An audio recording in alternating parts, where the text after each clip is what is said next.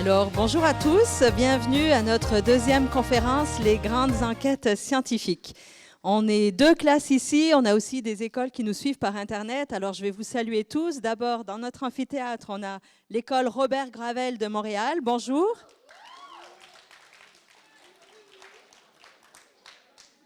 Me semble un peu endormi. On a aussi l'école Antoine de Saint-Exupéry. Et je vais vous inviter à saluer très fort aussi des classes qui nous suivent par Internet. L'école Gabriel Dionne de Tête-à-la-Baleine. Et on a une prof aussi qui nous suit de la polyvalente Le Carrefour à Gatineau. Alors, je vais vous expliquer un petit peu comment ça va se passer aujourd'hui. La conférence va durer 1 heure. Et pendant la conférence, vous allez avoir des périodes de vote. Pour vous, ici, c'est simple. Il vous suffira juste de lever la main quand le conférencier vous le dira. Pour ceux qui nous suivent par Internet, il vous suffit de m'envoyer vos réponses par courriel. Votre prof à Tête-à-la-Baleine a du tout vous donner les informations. Donc, période de vote. À la fin de la conférence, au bout d'1 heure, il va y avoir une période de questions. Donc, pour ceux qui sont dans l'amphithéâtre, vous avez peut-être vu, il y a 2 micros de chaque côté de la salle. Vous vous lèverez, puis vous poserez vos questions. Et ceux qui nous suivent par Internet, vous m'enverrez vos questions par courriel. Alors, sans plus attendre, j'invite M. Luc-Alain Giraldo à monter sur scène et je vous souhaite une très bonne conférence.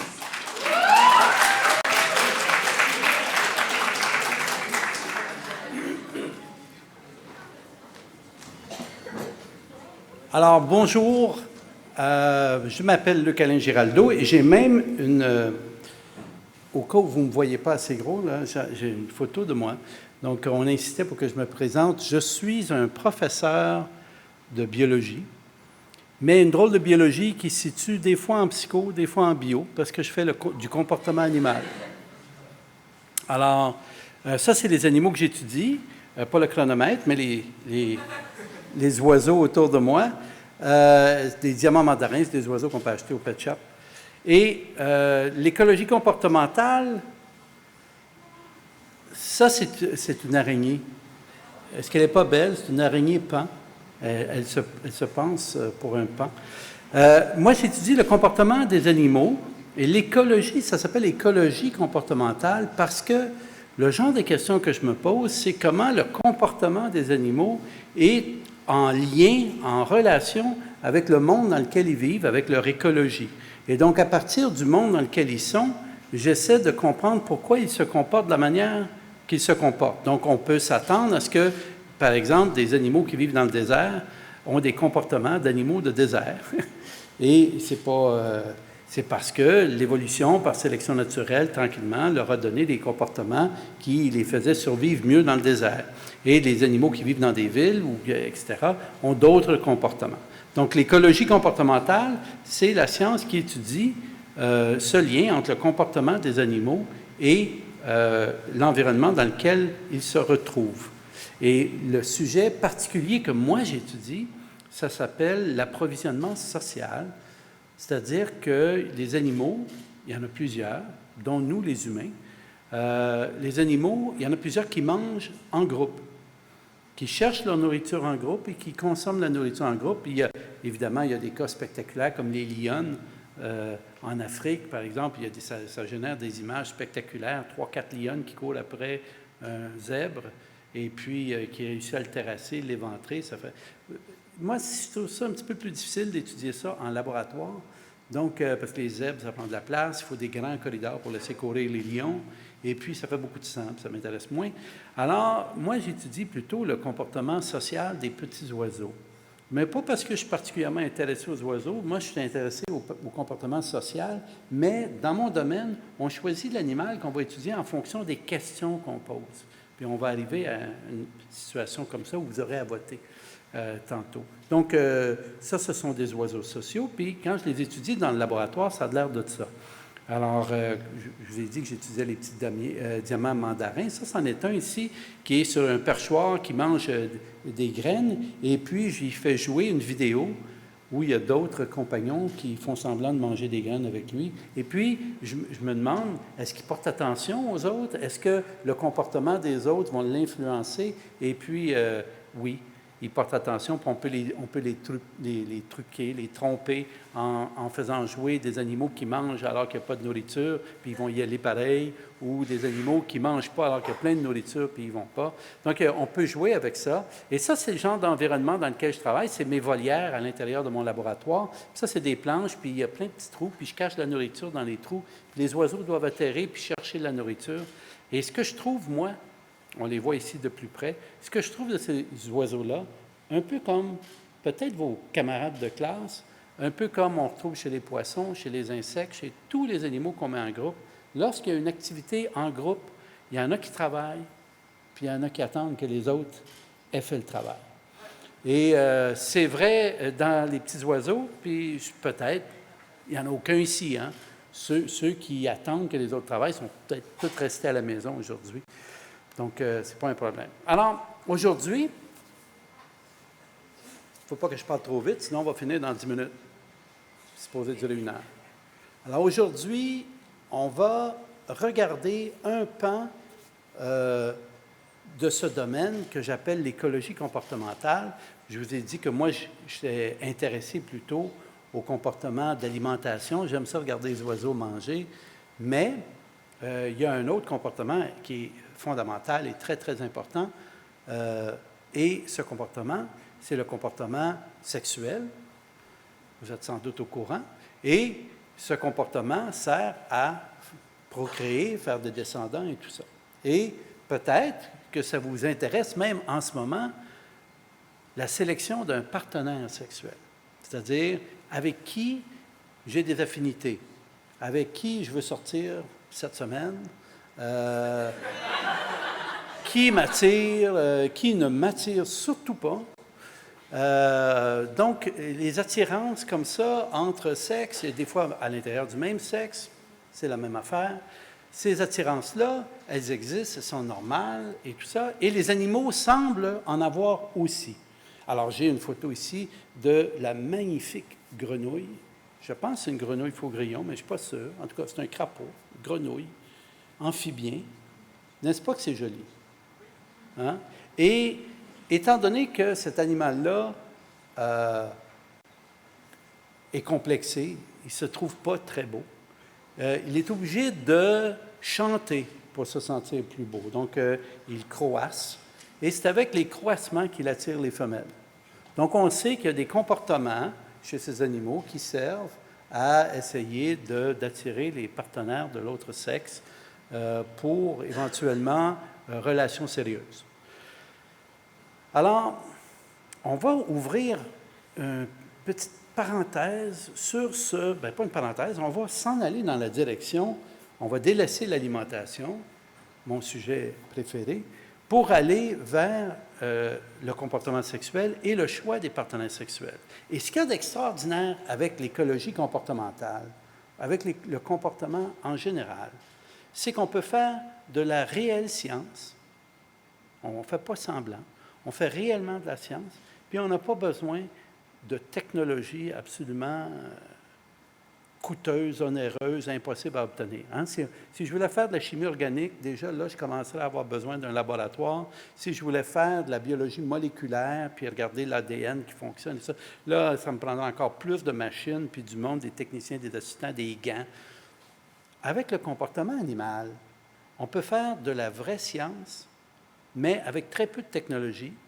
Mais, en revanche, ce qui n'est pas toujours le cas dans les sciences où il y a beaucoup de machines, il faut de l'intelligence, il faut de la stratégie, puis il faut une méthode.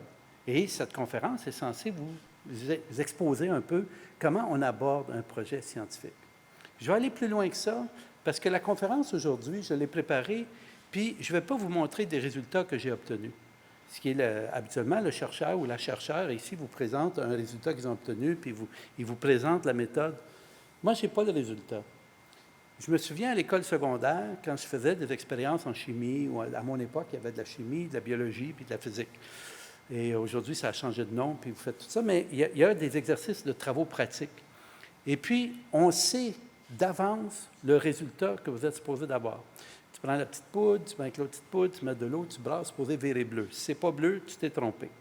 Puis là, tu vas voir le professeur ou l'enseignant, puis l'enseignant vous dit, as-tu lavé tes mains, as-tu bien mesuré, as-tu fait la bonne affaire, on recommence. Parce qu'on sait d'avance le résultat. Moi, ce que je vous propose aujourd'hui, c'est de faire une expérience avec moi pour laquelle je ne connais pas le résultat. Et vous pourrez, ceux en tout cas qui habitent à Montréal, je ne sais pas s'il y a des pigeons à tête à la baleine, c'est possible qu'ils ne se soient pas rendus jusque-là, mais s'il y en avait, puis s'il n'y en a pas, on pourrait trouver, vous pouvez communiquer avec moi, mais on va trouver un autre animal pour faire la même affaire. Mais nous, peut-être qu'on pourrait, ici à Montréal, se poser une question et obtenir une réponse, et c'est vous qui allez aller la chercher, si vous voulez. Alors, le comportement sexuel. L'avez-vous vu, ça, sur YouTube, l'araignée pan? Ceux qui l'ont vu, quittez la salle immédiatement. Non, restez, vous allez voir. Alors, celle-ci, cette vidéo, c'est une... Alors, vous avez sans doute chez vous des petites araignées sauteuses. Est-ce qu'il y en a qui aiment ça, les petites araignées sauteuses? Les seules qui ne font pas peur, hein? Tu sais? Les autres, c'est comme... Mais une araignée sauteuse, c'est comme, oh, c'est cute, on peut jouer avec, tourne autour du doigt, on peut les faire suivre. Alors, ça, c'en est une, et il y a une femelle devant, puis son truc, lui, c'est qu'il essaye de convaincre la femelle de ne pas le manger, et plutôt d'avoir un comportement sexuel. On ne verra pas s'il réussit, mais voici un peu le comportement.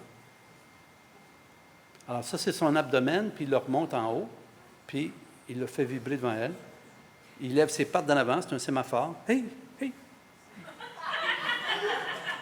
Oui. Vous ne le voyez pas, mais moi, je peux le détecter. Il est inquiet. On y va tranquillement, pas vite. Est-ce qu'elle veut? Est-ce qu'elle veut? Non, OK, on recommence. OK. Alors, il y a un comportement, on appelle ça s'appelle une parade nuptiale. Donc, c'est habituellement un mâle, mais des fois, dans certaines espèces, c'est la femelle qui a une parade nuptiale. Donc là, on a vu un mâle avec une parade nuptiale, c'est-à-dire qu'il essaie de convaincre la femelle qu'il est un bon partenaire sexuel, que ça vaut la peine. Alors, je ne sais pas moi, il est à la danse, puis... Alors, si vous pensez que la danse n'a peut-être pas de lien avec ça chez les humains, les filles, vous allez le savoir, ça. Les seuls gars qui dansent, c'est les gars qui n'ont pas de blonde. Dès qu'ils ont une blonde, ça ne me tente pas, c'est pas le goût. Hein. Soudainement, le gars qui dansait comme un fou la semaine passée, là, d'aller danser, ça, c'est pas, ça ne me tente pas. Donc, en tout cas, moi, ça me fait réfléchir. Je ne vais pas tirer de conclusion hâtive, mais OK. Alors, je vais vous montrer un autre exemple. On a vu une araignée, l'araignée pan.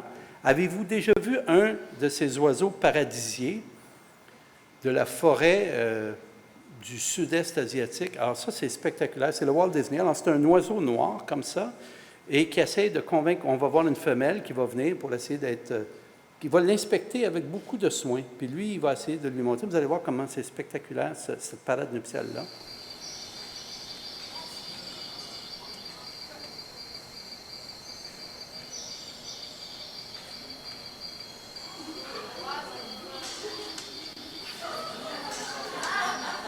Le bruit, il le fait avec sa queue sur le tronc d'arbre.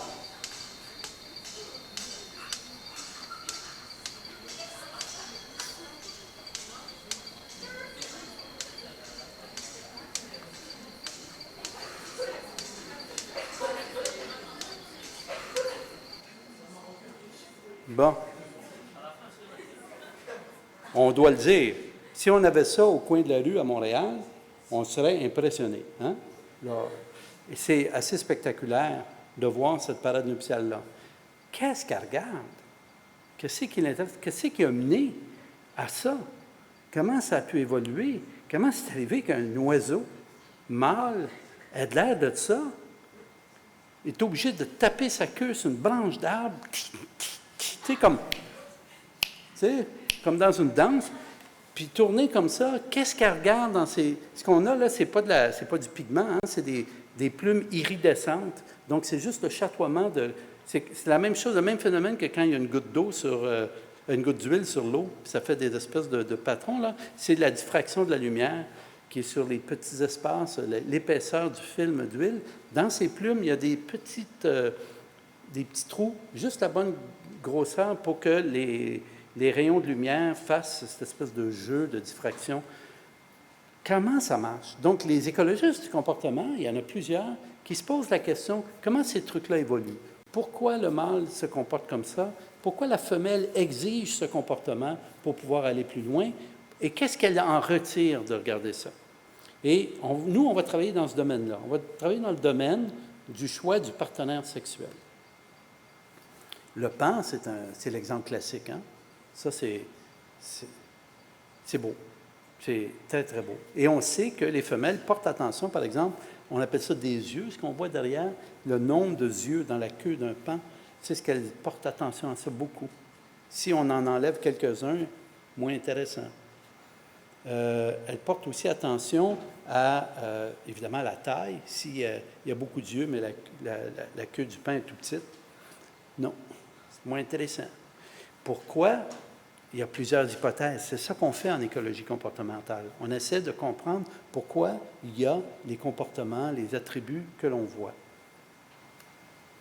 Alors, la première étape, c'est qu'on voudrait bien, puis là, je me suis échappé une couple de fois, plus il y a le titre de la conférence, mais vous allez voter pareil. Alors, on veut cerner le problème. D'abord, j'aimerais ça, moi, à Montréal, qu'on puisse étudier le choix du partenaire sexuel. Et je vous propose 4 possibles oiseaux urbains qui sont assez communs. Il y a le moineau, il y a l'étourneau, il y a le goéland à bec cerclé et le pigeon. Et comme je vous ai dit plus tôt, l'écologiste du comportement que vous allez devenir choisit son animal en fonction de la question puis de la facilité d'y répondre. Donc, on va voter. Ceux qui pensent qu'on pourrait faire ce travail facilement avec les moineaux, levez la main.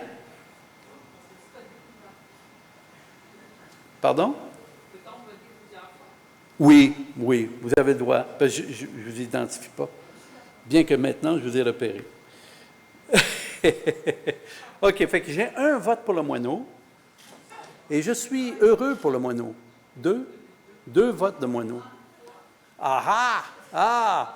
OK, 2, 3, 4, 5. OK, excellent. 5 personnes votent pour les moineaux. Ailleurs dans le monde, j'attends le vote de la Chine. OK, alors ceux qui voteraient pour l'étourneau sans sonnet. OK. 1, 2, 3, 4, 5, 6, 7, 8, 9, 10, 11, 12 pour le 13 pour l'étourneau sans sonnet. OK. Le goéland à bec cerclé. Qui pense qu'on pourrait faire ça avec le goéland à bec cerclé? Oh! Et là, ça se corse. Ça va me prendre quelqu'un pour compter, là. 1, 2, 3, 4, 5, 6, 7, 8, 9, 10, 11, 12, 13, 14, 15, 16, 17, 18, 19, 20, 21, 22, 23, 24, 25. 25 personnes pour le goéland à bec cerclé. Et qui va voter pour les pigeons? Ah, c'est massif. C'est massif. Je dirais que c'est à peu près le même 28, 29 personnes. OK. Merci de votre vote. Le pigeon vous remercie. Le pigeon est très fier que vous ayez voté pour. Madame Chaix, est-ce qu'il y a eu des votes ailleurs? On n'aura pas de vote de tête à la baleine.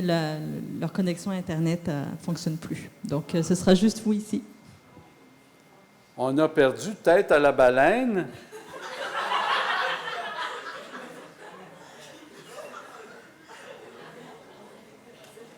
OK. Eh bien, je vais vous dire mon vote à moi, dans mon cœur. On va y aller avec le pigeon. Les autres choix étaient excellents aussi.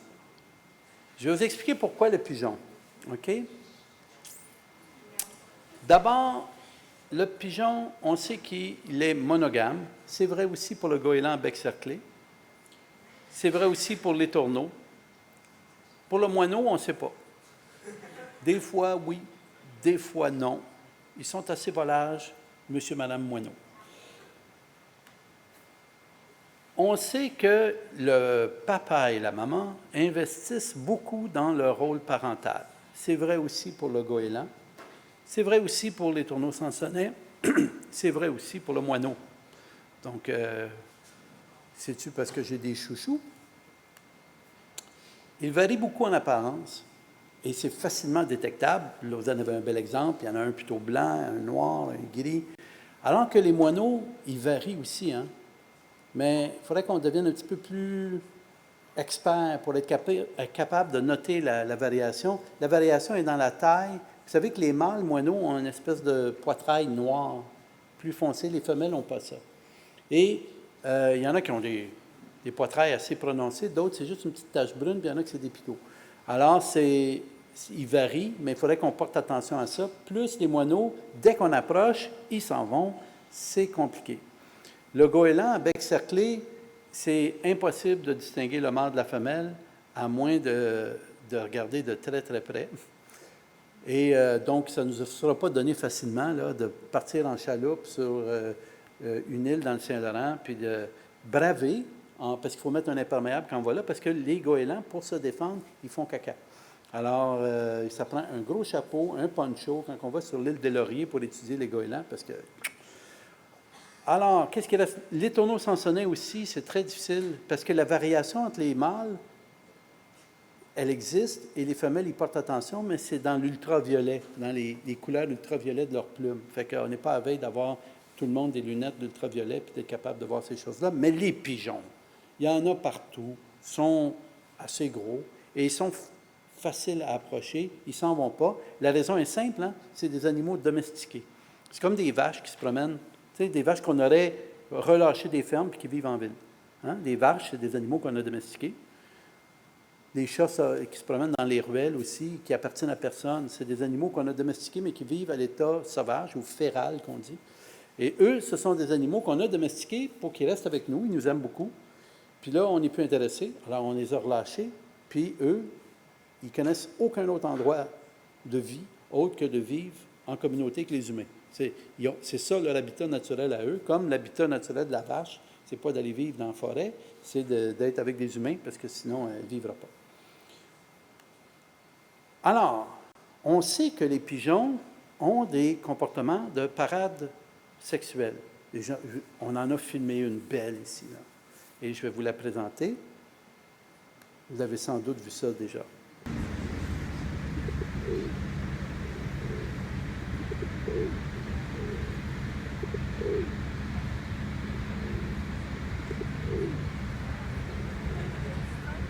Elle veut manger, pas lui. Alors, on a eu une parade nuptiale. Voulez-vous la revoir? Hein? Alors, il grossit un peu son jabot, il étend un peu les plumes de la queue, il rouvre un peu ses ailes et il marche un peu, un pas un peu plus raide, là, une espèce de parade.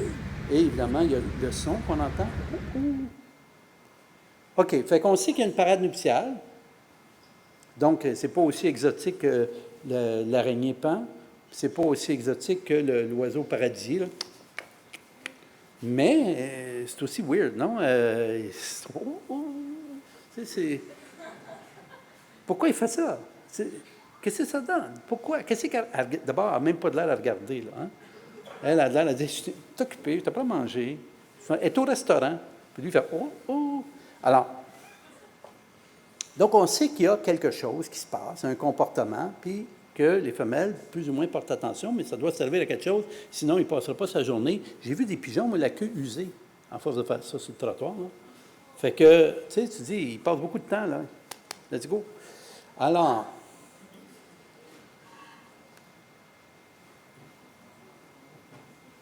la question qu'on va poser, OK, il a le droit d'avoir un comportement de parade nuptiale, mais est-ce qu'ils vont finir par manifester des préférences? Si vous pouviez quitter la salle en regardant les pigeons différemment, j'aurais atteint un gros objectif. La plupart des gens ne portent pas attention aux pigeons. On ne les remarque pas. Ou si on les remarque, c'est comme... Ah. Mais regardez ça, cet animal-là, c'est quand même extraordinaire, là. Il y a des il y a des plumes iridescentes dans le cou. Il y a des yeux de chaque côté de la tête, rouges, avec un petit point noir dans le milieu, une iris. Ils sont gros. C'est pas des petits moineaux, là. C'est quand même... c'est pas une poule, mais c'est quand même extraordinaire. Et quand ils marchent, avez-vous remarqué comment ils marchent? C'est quand même weird. C'est ça. Et puis on pense peut-être que c'est pour garder l'équilibre, mais moi, je l'ai fait avec des pigeons. Je les ai pris dans mes mains. Si on prend un pigeon dans ses mains, puis on le fait avancer comme ça, il fait ça. Si. Pensais que c'était connecté avec les pattes, moi. C'est même pas connecté avec les pattes. Tu sais, c'est comme nous autres, on marche, tu sais, on se fait balader les bras, puis ça va avec nos jambes. Je me suis dit, c'est pareil. Non, non, non. Alors, le pigeon, comme ça, là, c'est parce que tout son système visuel est fait pour, quand il va pas vite, il prend comme des photos du monde, puis pour les garder stables, pour pouvoir comprendre ce qu'il voit, il bouge, puis là, il fait comme un clignement d'yeux, tchouk, il prend une autre photo, tchouk, il prend une autre photo. C'est comme ça qu'il voit.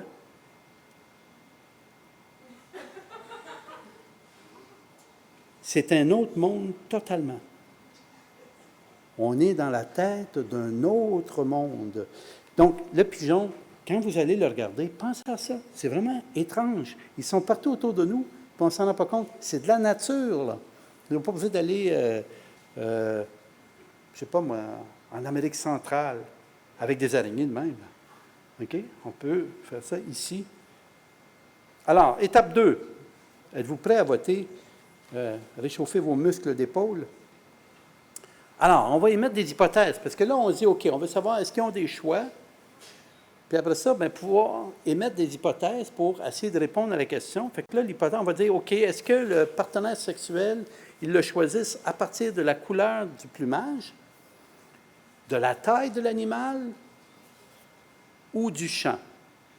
Bon, je dis chant, il faut mettre des guillemets, là, parce que ce n'est pas un oiseau chanteur. Ça fait rou, ou, oh, oh. Mais on l'entend moins celui-là. Il faut être vraiment prêt. Mais je vous le fais, là. Oh, oh, oh, oh. Vous écouterez? Ils le font. Ça, c'était agressif. Qui est agressif ici? Alors, il y a 3, A, B ou C. Alors, ceux qui votent pour A, levez la main. N'oubliez pas que vous devez voter fort parce qu'on a perdu tête à la baleine. 1, 2, 3, 4, 5, 6, 7, 8, 9, 10, 11. 11 pour la couleur des plumes. Merci. Quels sont ceux qui votent pour la taille? Ils vont y aller sur la taille. OK.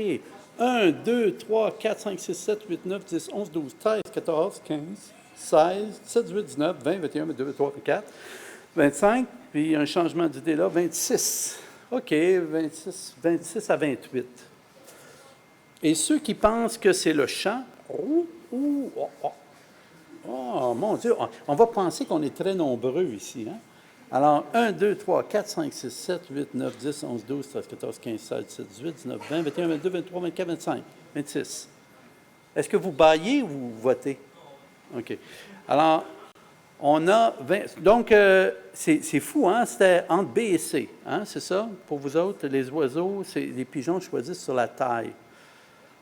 Bien, c'est intéressant, ça, ce que vous dites. Parce que si c'était sur la taille, est-ce que vous vous attendriez qu'il y ait une différence de taille entre les mâles et les femelles?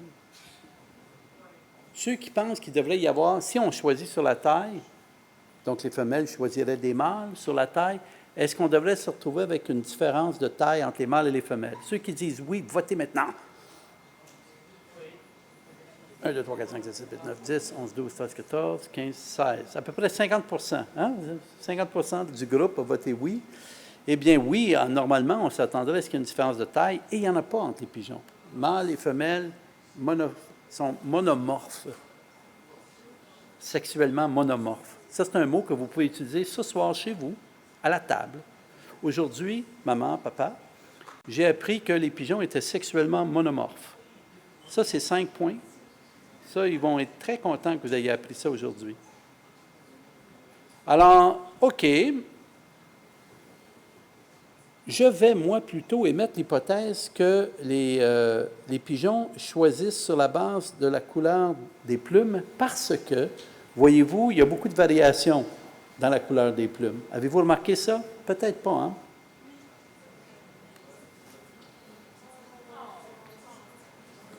L'amour.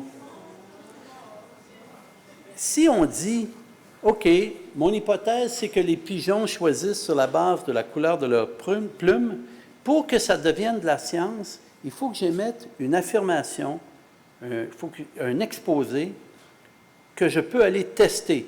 Et on sait qu'il est testable dans la mesure où, au moins, on est capable de s'imaginer qu'il puisse être faux. Hein? Si je dis, par exemple, Dieu existe, il n'y a aucune manière de tester ça. Il n'y a aucun événement, rien qui pourrait arriver, une expérience, rien qui pourrait venir à falsifier cette affirmation-là. C'est pour ça que ceux qui y croient, on appelle ça la foi. Si je dis tous les canards sont blancs, on peut imaginer que si un jour je rencontre un canard qui n'est pas blanc, mon affirmation est fausse. J'ai-tu dit quelque chose de mal? Je l'ai-tu dit à l'envers? OK, parce que des fois, je dis les choses à l'envers, mais OK, ça me rassure. Fait qu'il faut que, pour que ce soit de la science, que l'affirmation soit testable, donc qu'on puisse la rejeter. Il faut qu'on puisse imaginer une situation qui nous permette de dire « ça ne marche pas ». Alors, si il y avait une préférence pour les plumes, les couleurs de plumes, les patrons de couleurs, à ce moment-là, je pourrais remarquer que la fréquence de certaines couleurs, quand je regarde des couples, ne correspond pas à la fréquence que je m'attendrais juste dans la population. Si, admettons, les humains, on avait une préférence pour les cheveux frisés, et puis que je regardais dans la population combien il y a de personnes qui ont les cheveux frisés, comme moi, je dirais, OK, mettons, il y a 15 % de la population qui a les cheveux frisés. Puis maintenant, je demande, OK, quels sont ceux qui sont en couple? Puis je regarde combien est-ce qu'il y a de gens avec les cheveux frisés en couple. Je noterais qu'il y aurait beaucoup de gens, beaucoup plus que 15 % qui seraient en couple avec les cheveux frisés. Ça serait une indication que, quelque part, les cheveux frisés sont de manière disproportionnée attirants comme partenaires. Est-ce que vous suivez ma logique? OK, cool. Parce que des fois, moi, je l'oublie. Alors, la mission numéro 3, ce n'est pas de sauter en bas de cette falaise, c'est de planifier une démarche exploratoire pour pouvoir tester cette hypothèse. Alors, on a besoin de connaître la distribution des patrons de couleurs dans la population. Donc, il faut trouver des pigeons, puis aller regarder la distribution de fréquences de différents patrons de couleurs. Et après ça, il faudrait pouvoir identifier des couples, des individus qui sont en amour, et pouvoir identifier les patrons de couleurs de ces individus en amour. Il y a eu une émission de gaz à effet de serre derrière. Habituellement, quand 4 personnes ont le nez couvert comme ça, c'est que ça va bien mal. OK. Alors, pour pouvoir aller regarder des pigeons et reconnaître des patrons de couleurs, il faut d'abord qu'on s'assoie ensemble et qu'on se mette d'accord que ce n'est pas n'importe quoi les patrons de couleurs des pigeons.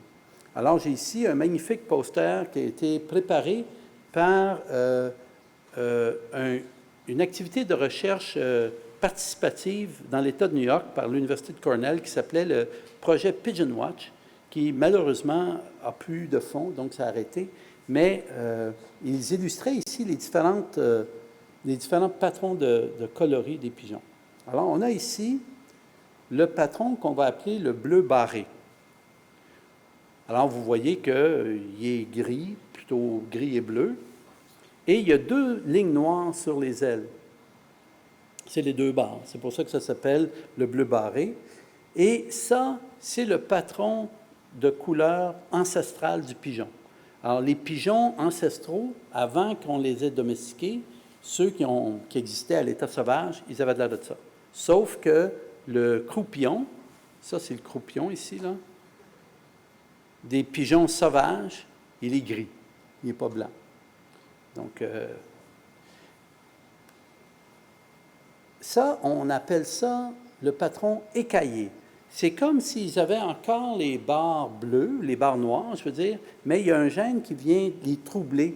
Puis ça génère un patron écaillé. Fait qu'il y a des patrons qui sont légèrement écaillés, ou un damier, si vous voulez.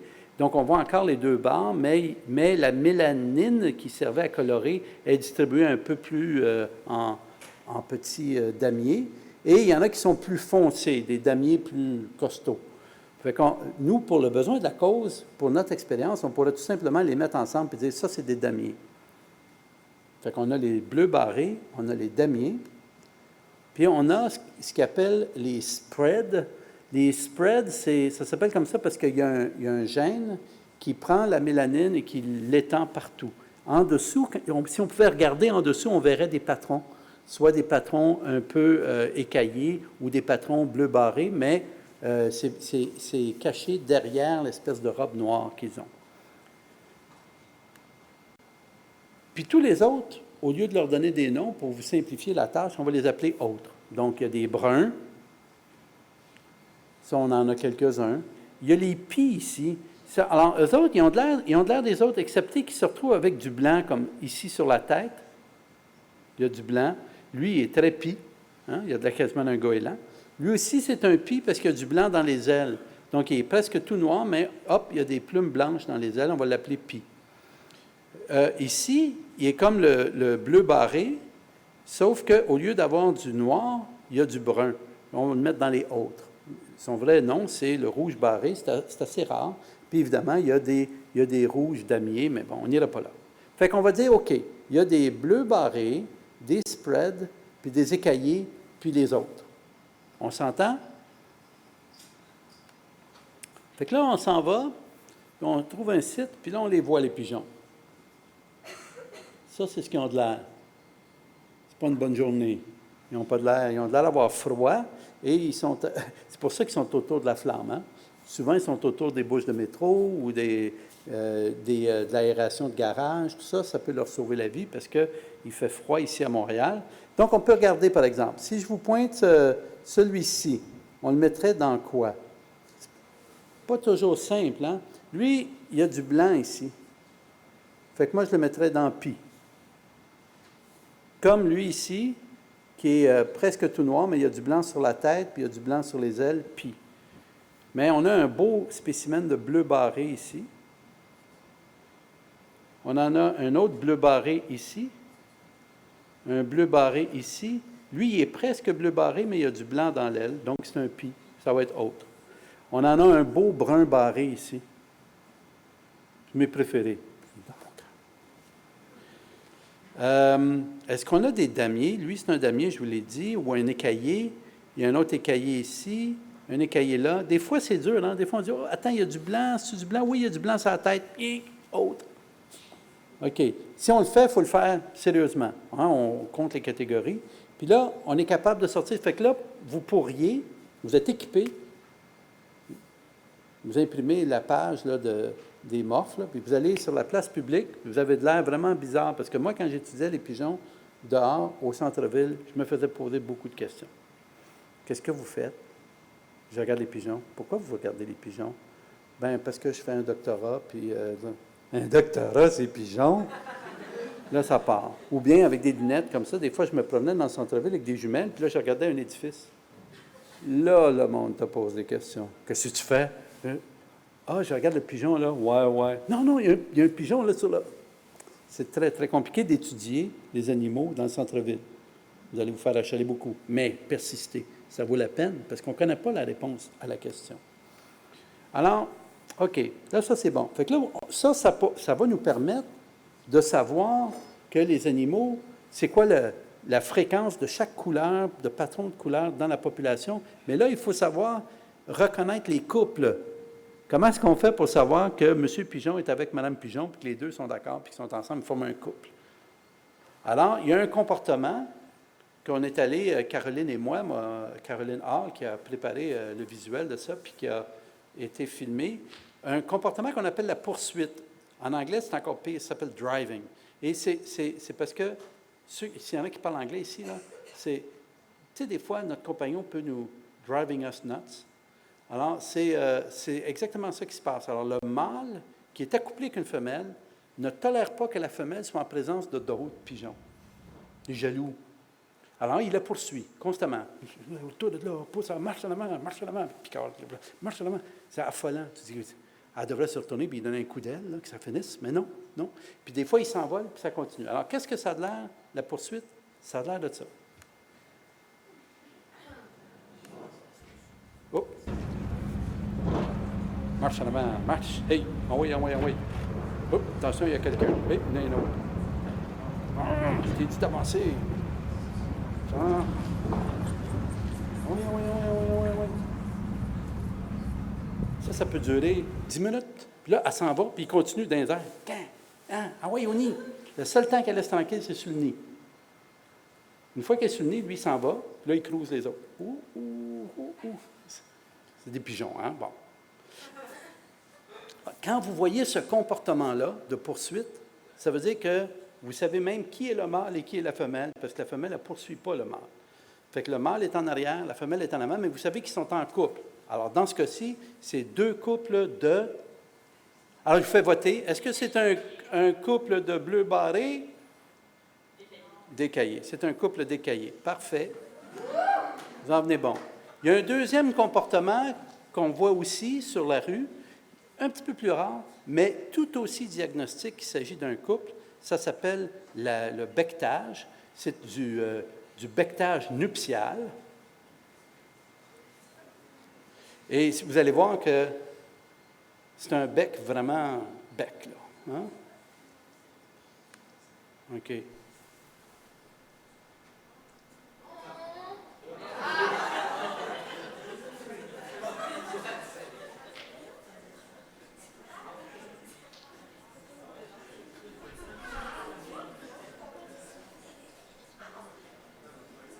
Bon.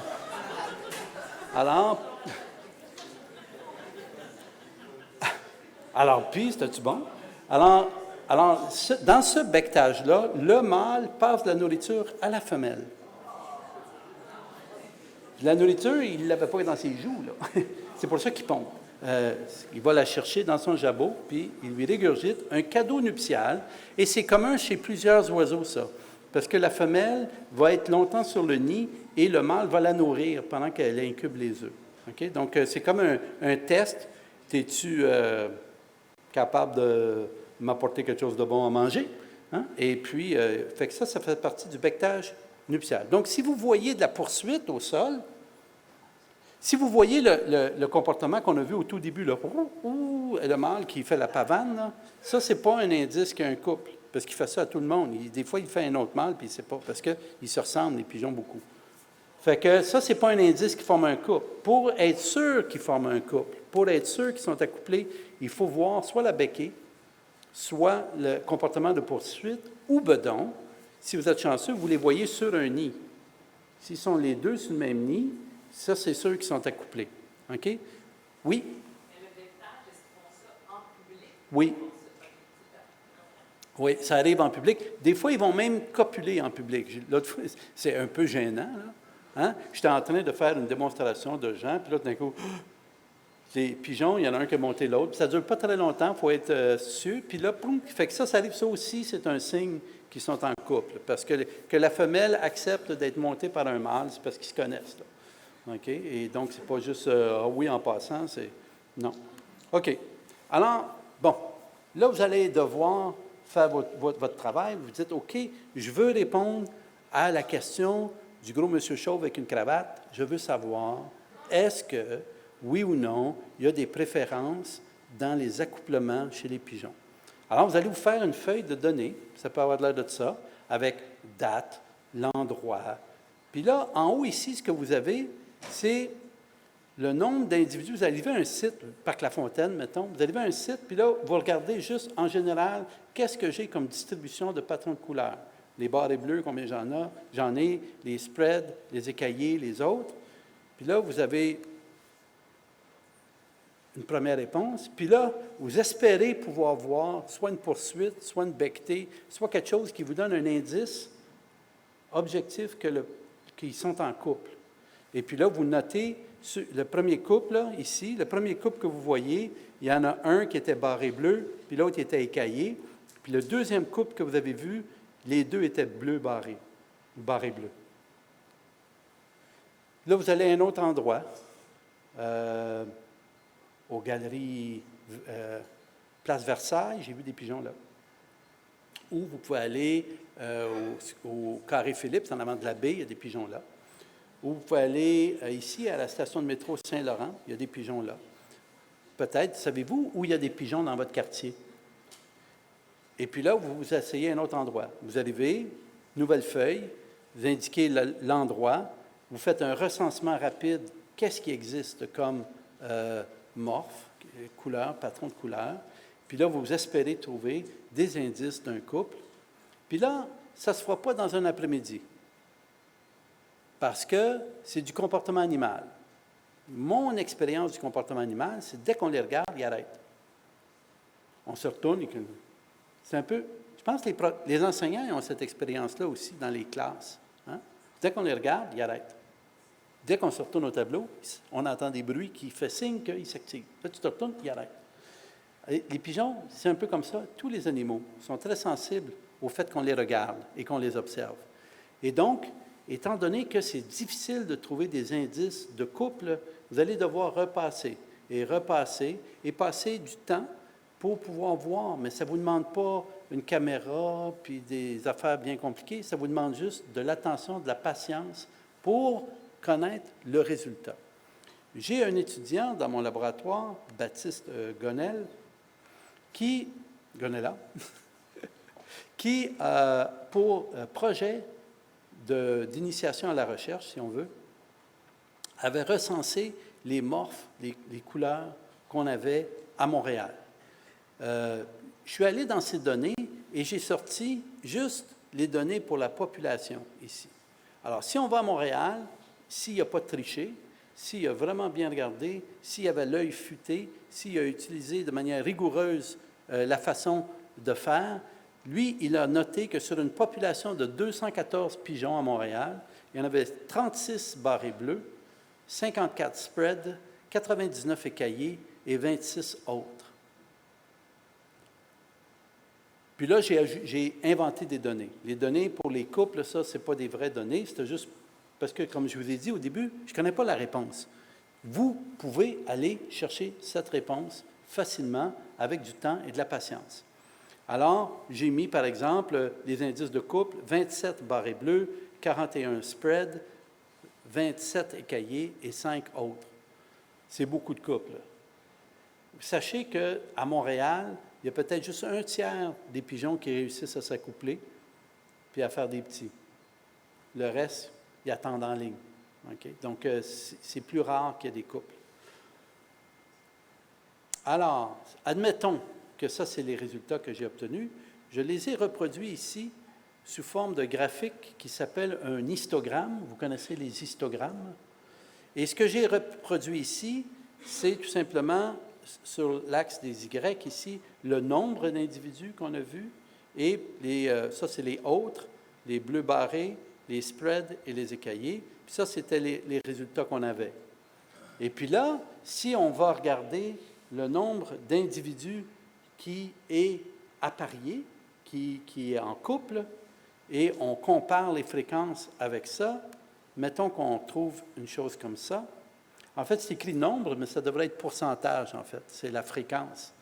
Donc, au lieu de, ce n'est pas des chiffres, là, ici, c'est des fractions. C'est 30 40 La raison pour laquelle je me suis rendu compte de ça en vous le disant, c'est que, étant donné qu'il y a moins d'individus qui sont accouplés qu'il y en a qui ne le sont pas, ça n'aura pas de bon sens que les barres dépassent. Hein?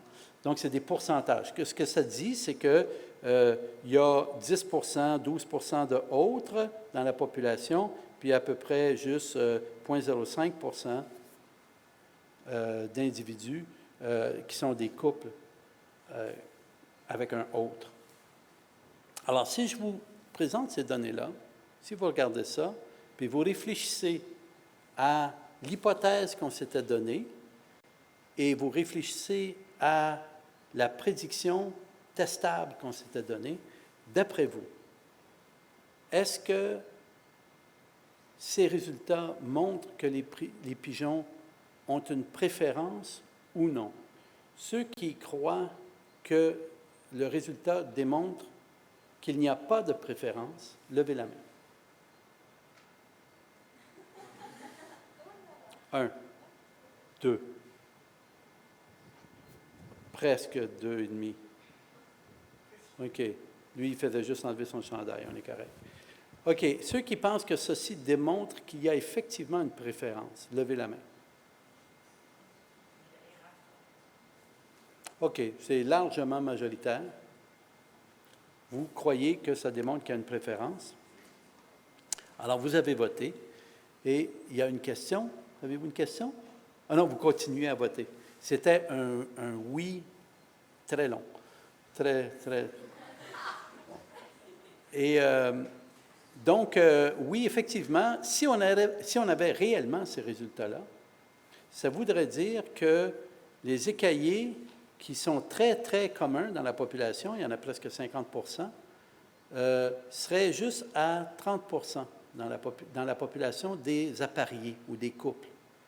Alors que les spreads, qui sont peut-être moins nombreux, peut-être 27 dans la population, eux, ils sont surreprésentés dans les pigeons appariés. Évidemment, si vous avez ce résultat-là, là, c'est juste des pourcentages, mais vous savez, 20 de 10 individus, des fois, c'est facilement influençable par un événement un peu au hasard. Hein? Alors que 20 de 2000 individus, ça, c'est plus sûr comme échantillonnage. Est-ce qu'on est d'accord? S'il y avait 800 personnes ici, puis je demandais combien... non, je ne serais pas bon dans un exemple inventé, je ne suis pas bon là-dedans. Mais vous comprenez l'idée. Si on était juste 12, puis je disais, il y a 50 c'est toujours bien juste 6 individus sur 50 alors que 50 de 3000, on a moins de risque que ce soit un hasard. Il y a des moyens de départager.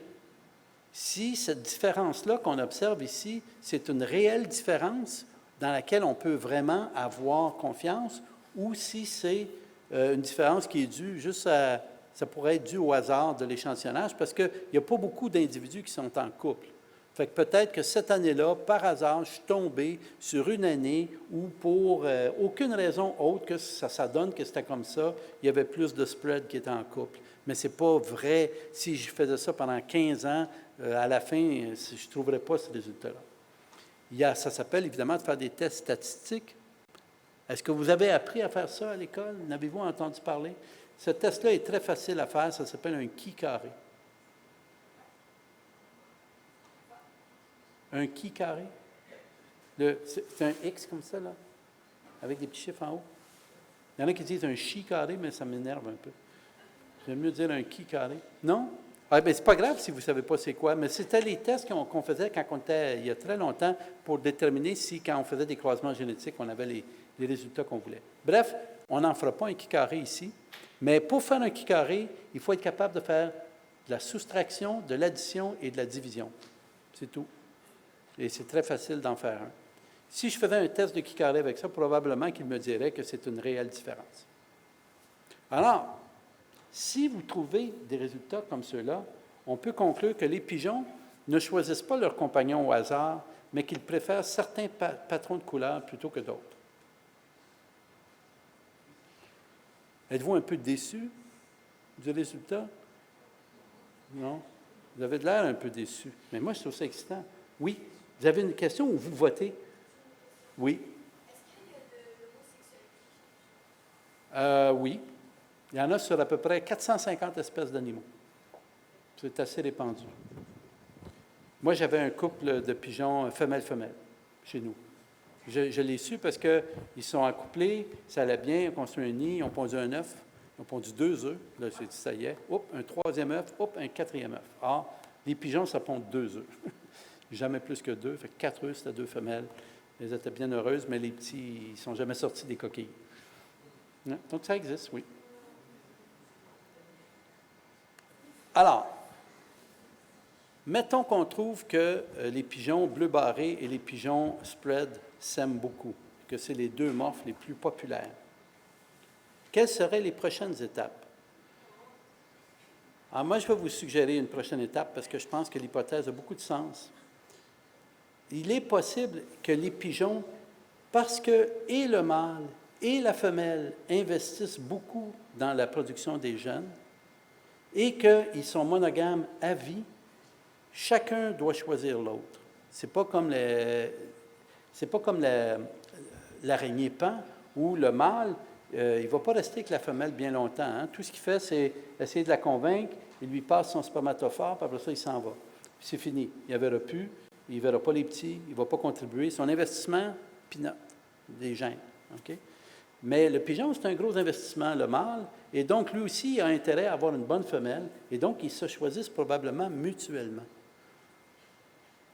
Alors, est-ce que c'est possible que ce que préfèrent les mâles soit différent de ce que préfèrent les femelles? Ça a des bonnes chances, mais il faudrait le savoir. Donc là, on pourrait refaire toute la même expérience, mais cette fois-ci, quand on regarde la béquille, on regarde qui nourrit qui. C'est toujours le mâle qui nourrit la femelle. Donc, le bec de la femelle est à l'intérieur du bec du mâle.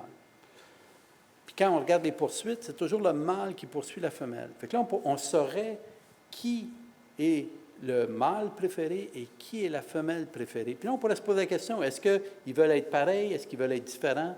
Et ça serait intéressant de le savoir. On sait qu'il y a des différences liées à la couleur dans la survie des individus. Les morphes noirs, mélaniques, ont un système immunitaire plus fort que les morphes plus blancs. Okay? Donc, le noir, la mélanine, ça contribue au système immunitaire. Et on sait aussi que les morphes noirs, leurs gonades ne régressent pas pendant l'hiver. Les autres morphes, pendant l'hiver, pendant une certaine période, ils ne sont pas reproductifs. Ils ne sont pas capables de se reproduire parce que soit les ovaires cessent de fonctionner ou les testicules ne marchent plus. Mais les noirs, eux autres, ils marchent à l'année. Donc, il est possible que les mâles aient un avantage qu'ils peuvent profiter d'un hiver doux, d'un printemps hâtif pour pouvoir commencer à se reproduire. Donc, il y a toutes sortes de possibilités pour les prochaines étapes. Et tout ça pour nous ramener au sujet général de l'écologie comportementale qui porte sur la sélection des partenaires sexuels, puis contribuer sans équipement, simplement en mesurant et en comptant les animaux autour de vous, à contribuer à construire cette connaissance qu'on a sur le choix des partenaires sexuels et ce à quoi chacun porte attention. Sur ça, je vous laisse avec un écaillé mâle en pleine parade nuptiale et je vous ouvre une période de questions. Il y a des micros si vous voulez poser vos questions. Merci beaucoup, M. Giraldo.